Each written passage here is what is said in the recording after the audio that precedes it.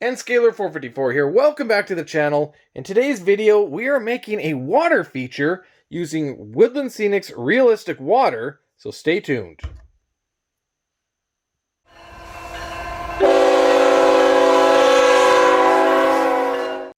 So naturally, we need to put down some sort of sealant or membrane to contain our realistic water. Otherwise, when we pour our resin, it's simply going to leak out and we have a huge disaster. Plus, we need to know what is compatible with our realistic water because we're going to put down some rocks and some vegetation and other things like that. And we don't want any kind of negative reaction. Now on here, it does say not for use with PVA glue. I have set up an experiment to test different surfaces and see how they react with the realistic water resin. We have straight wood with no membrane or sealant on it at all. We have wood glue, Elmer's Glue All, which is a PVA, Woodland Scenics Scenic Glue, which apparently is not a PVA, plaster of Paris, and Woodland Scenics plaster cloth. Now, Woodland Scenics say that you're supposed to use the plaster cloth as a base because that will seal in your realistic water, but I question that because plaster absorbs water. And their response is that maybe the paint is actually what's sealing it all in, which is why I have painted half our zones to see how that affects anything versus the bare material. The paint that I am using is the Vallejo Model Air Olive Drab. Now, Woodland Scenics say you're supposed to use a 100% acrylic paint. Is this 100%? I'm not so sure. It's the Model Air version, so it definitely has been thinned out already. But this is the paint that I have, and this is what I'm going to be using, so that's what I'm going to be testing. I have already noticed a couple of things in the experiment.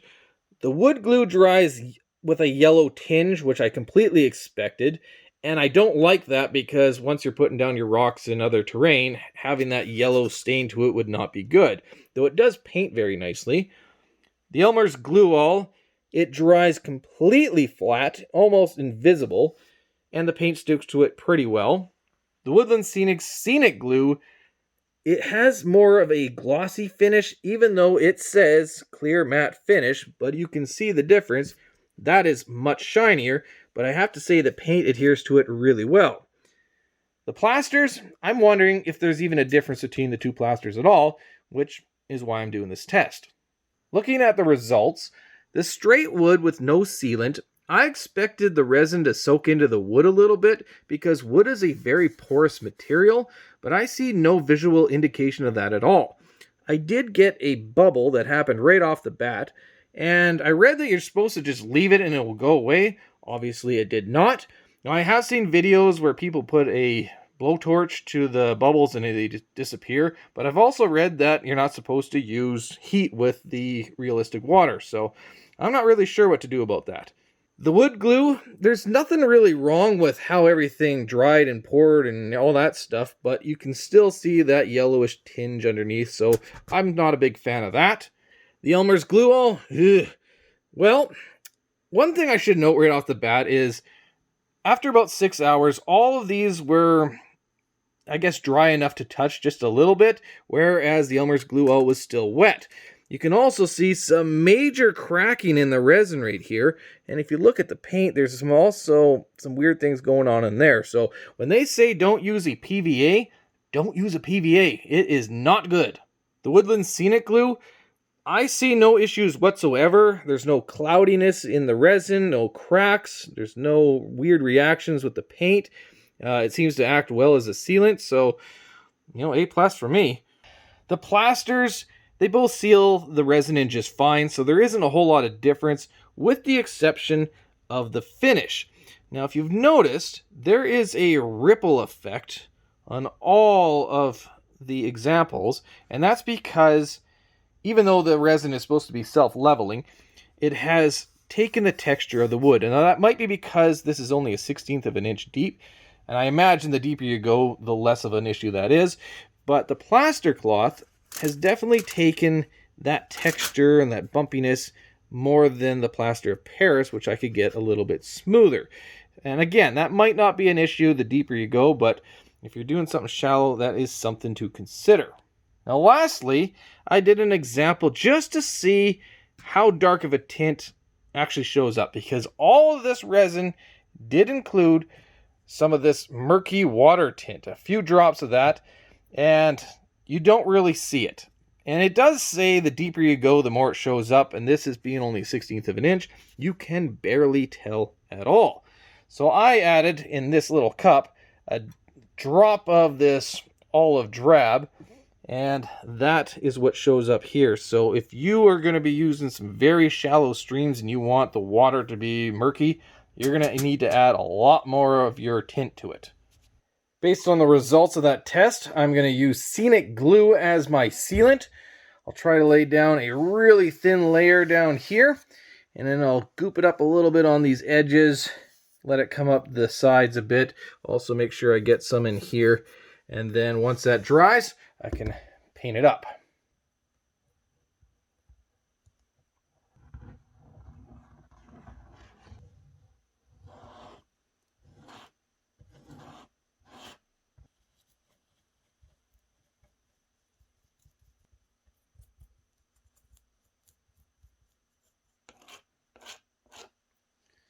Here we are. With the glue dry, we can now add some color. I'm going to airbrush on some of this Vallejo Model Air Sand Yellow, and then I'm going to use this US Olive Drab, and that's going to give us the depth that we want. We're going to put it in here somewhere. I did buy some of this olive green to give it more depth, but I don't think we're going to need it. I have my paint a little wet, but I don't really care. I think it'll be fine.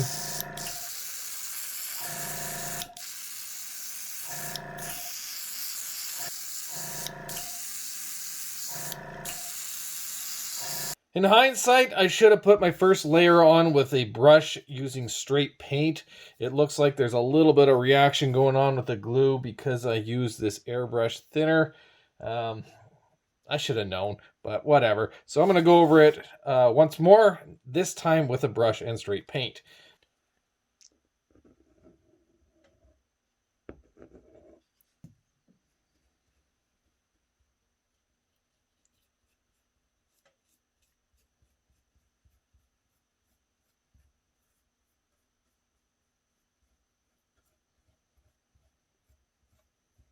Now it's time to spray on the olive drab. I am again using the airbrush. And this is where we're going to simulate the depth of our water feature. Just kind of rough it in a little bit. The reason why I want to use an airbrush here is because I can blend it a little bit better.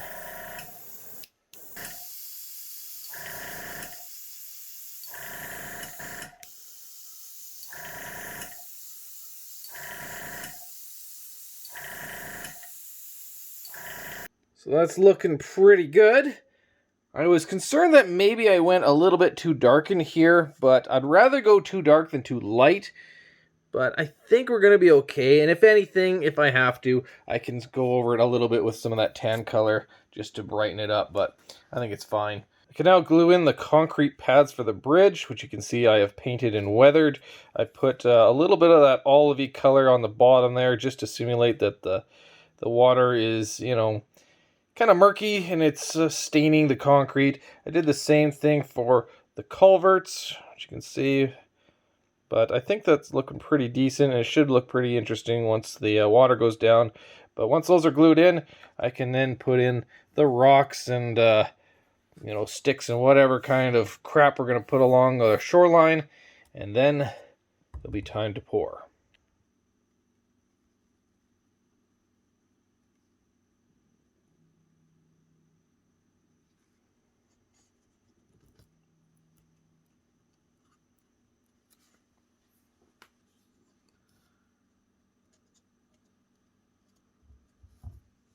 So I ran into a bit of an issue.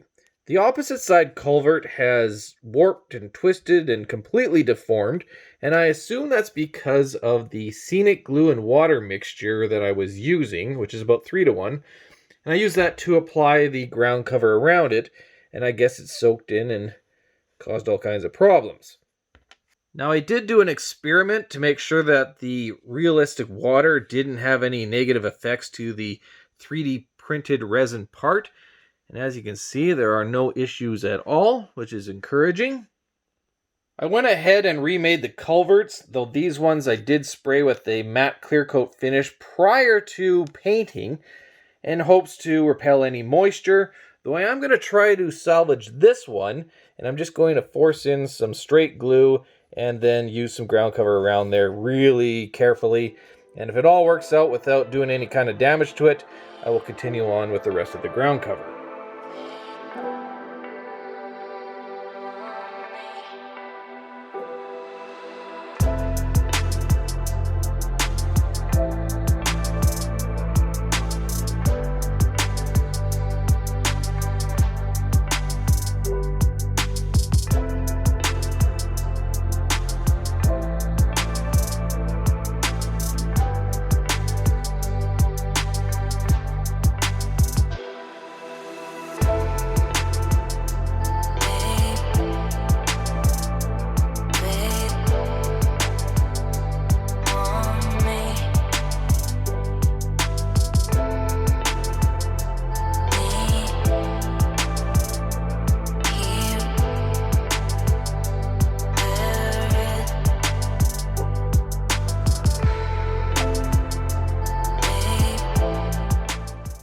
It doesn't look like the culvert has warped or moved, so that means we can keep working on the rest of the ground cover, and this is gonna be fun. I should mention that I am using some sand and gravel that I found locally and I've already washed up. I think it makes a good ground cover for a pond, plus it should be compatible with the realistic water.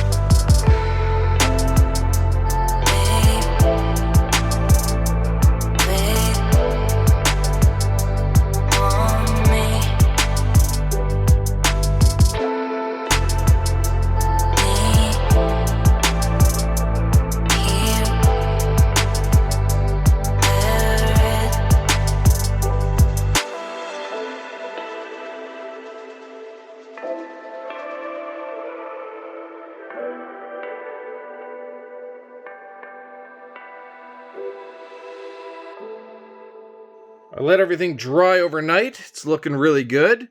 However, I have to say I'm not a big fan of this Woodland Scenics Scenic Glue. You can see that it dries semi-gloss, and I'm not a fan of that. Plus, everything like the grass and the sand, it all looks very muddy. So, I don't know. I definitely prefer the Elmer's Glue All much better, but as we tested, it doesn't react well with the realistic water, so we're kind of stuck with this. Though I gotta say, the Scenic Glue definitely holds really well, so that's a plus. We're now gonna add some extra details with some sticks, some 3D printed parts of my own design, some field grass, some lichen, whatever, and this briar patch. So we put all that in. I think it's really gonna add some character to our little water feature.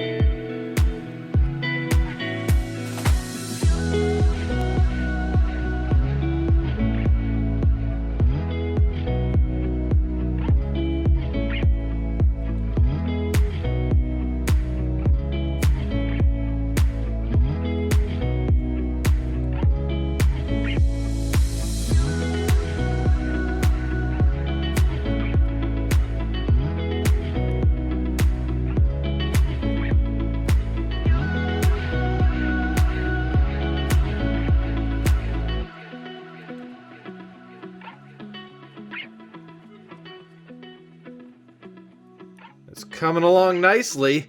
I think it's looking fantastic. We got a lot of cool features and details. Now in model railroading, in some cases, less is more.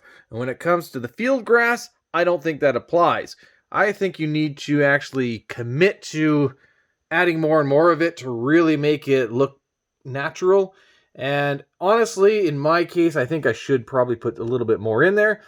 However, I don't want to detract from a lot of the other little features and details that we have, so I'm just going to leave it the way it is now. I'm now going to work on the upper part of the banking right in here and put some dirt and foliage and whatever in there. And I'm going to be using the Scenic glue mixture right there, because if any of it seeps down into our water feature area, we know that that glue is not going to have any problems with the realistic water.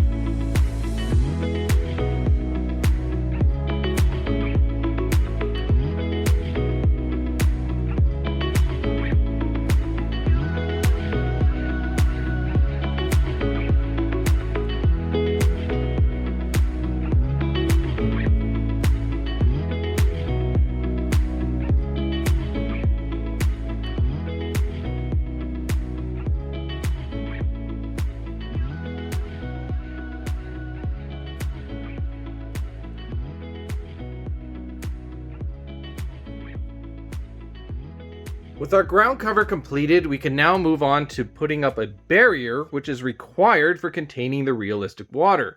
Now it should be said that realistic water never fully hardens, so not only do we need a barrier for when we pour it, but it has to stay on permanently so that the resin doesn't ooze out over time. I'm going to use this piece of plastic that I found and cut to size.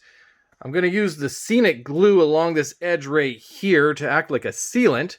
Once we screw it on, we'll let the glue sit for a good 12 hours just to ensure that it's dry enough before we pour our resin.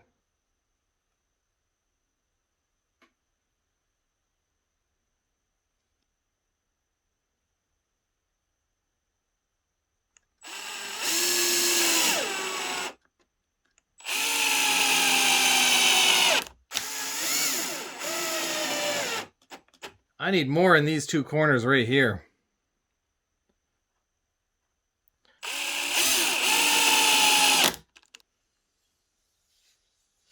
It took the better part of 2 days for the glue to dry, and I did go ahead and run a bead right along that edge there because there was a little bit of a gap and I didn't like it. Now I do know that any little pinhole will cause a leak in the resin to drain out, so my confidence in this is about a 3 out of 10. So my plan is to run a very thin layer to start with, and if there is any kind of leak or porosity that allows the resin to kind of get absorbed or whatever, then that should seal that up, and then we can go on top of that with our thicker coat. Based off of some rough measurements of 10 inches by 4 inches and at 1/8 of an inch deep, that gives us 5 cubic inches. So take your 5 cubic inches, times it by 16.4, and we get a volume of 82 milliliters.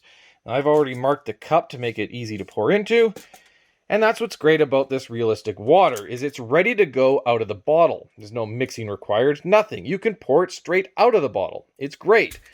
However, we are going to be adding this murky water tint because No water is usually crystal clear, especially things like ponds and rivers and lakes. So we want to add some sort of tint to that. Now it does say to add 1 drop per 1 fluid ounce, or 29.5 milliliters, no more than 8 drops.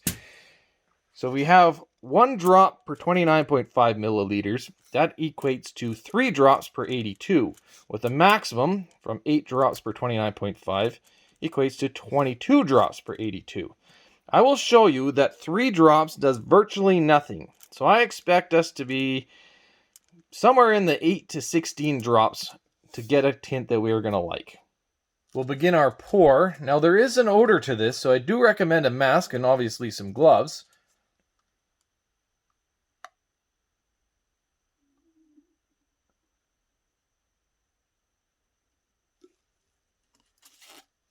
The bottle does say don't shake, which we did not, and I assume that's to prevent any bubbles, but as you can see, we did get some.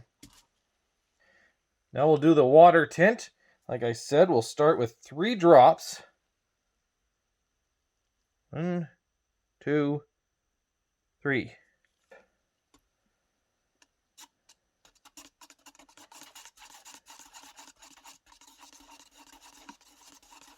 So it did darken, but it's just not enough for me. 4, 5, 6, 7, 8.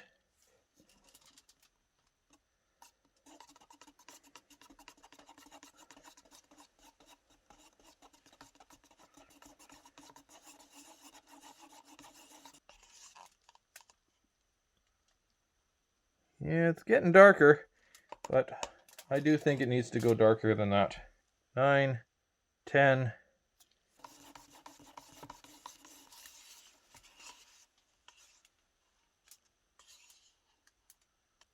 11, 12.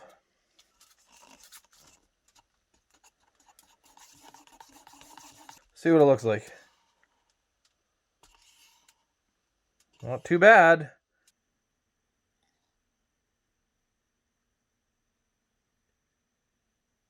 Ooh, there's a lot more bubbles in there than I expected. Yeah. That makes me think I want to let it sit.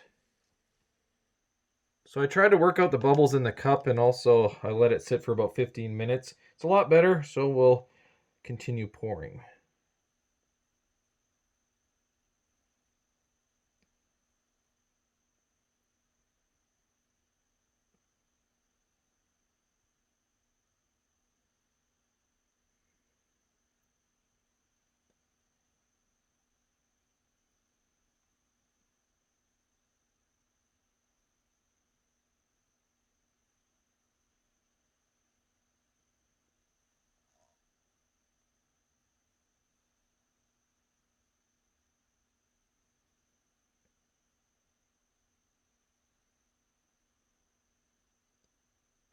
All right, I think that's probably pretty good. Look at this.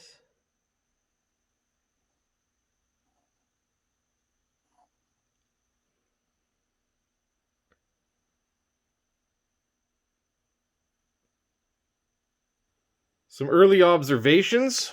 Well, it definitely laid down flat. This is like glass right now, though it is still wet.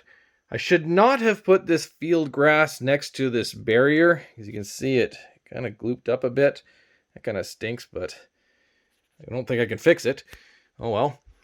I think I should have gone with a darker tint. Yeah, I don't know. I feel like it should be darker. I think we put in 12 drops. Maybe I should have gone with 16, maybe? I don't know. I feel like it could be darker. But I do think that there's going to be an extra layer to go on top of this, because this will shrink for sure. So maybe I'll add a few drops just to darken it up just a little bit. And it's not bad, but maybe just a smidge. Well, we'll see. If you didn't notice, there is definitely a reaction with the Scenic glue, which is weird because we tested it, like you saw in the beginning of the video. But right there and along these edges, that's where I had glue on top of the paint, and it is definitely having a reaction. You can see a clear line there. You can also see it right here along where it's sealed against the plastic barrier. Right here, I didn't quite get the glue in here, and there's a little bit of seepage, but I'm hoping that this glue doesn't break down and cause a leak down here.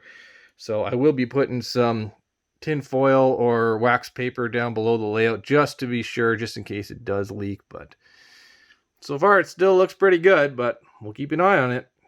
It's about 24 hours later. You can see just how much it has shrunk based on that rippling that is coming from the wood texture underneath. It didn't leak, which is fantastic, but we are going to add another layer, and this time I've added a couple of more drops of the murky tint to it just to try to darken it up just a little bit. I am happy that that glue film underneath appears to be all but gone, so that's great. But yeah, we'll throw another layer on. Hopefully this is the last one.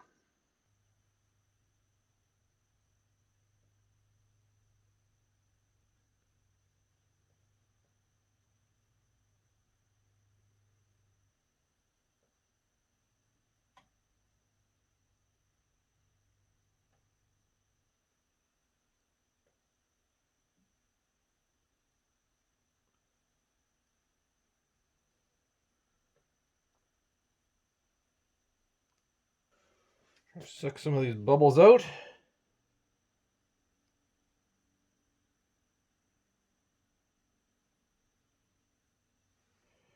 It's been a good 24 hours since I poured my last layer of resin. I'm not going to touch it because the resin is still soft.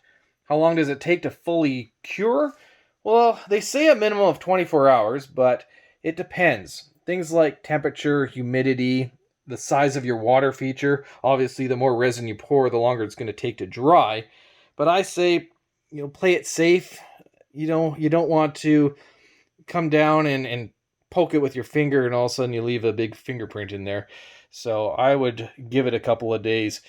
Plus, I should mention it again, that this stuff never fully hardens. So if you place a bottle of water on top of your resin after a few days even, it's going to leave an imprint. So keep anything off of it. You don't want to touch it and ruin all your hard work. I have to say, the Realistic Water is a great product. It's about as easy to use as you can get. You just buy it, you pop it open, pour it, let it dry, and that's it. It's that simple.